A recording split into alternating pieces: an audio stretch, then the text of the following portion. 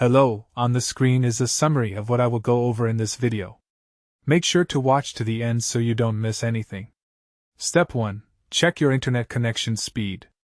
Buffering happens when your connection can't handle the video stream, so test your speed using a free online tool like Speedtest. You'll want at least 25 megabits per second for smooth 4K streaming, or 10 to 15 for standard definition. Step 2. Restart your router and modem. Unplug both devices, wait about 30 seconds, then plug them back in.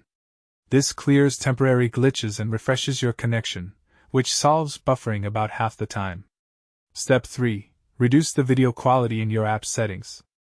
Lower resolution streams require less bandwidth, so switch from 4K or 1080p down to 720p or even 480p if you're experiencing delays.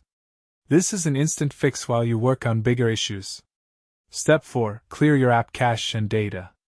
Go into your device settings, find the app, and select Clear Cache and Clear Data. This removes corrupted files that might be slowing down playback performance. Step 5. Move closer to your router or switch to a wired connection. Wireless signals weaken with distance and obstacles, so get a stronger signal by moving near the router or plugging in an Ethernet cable directly to your device for the best possible speed.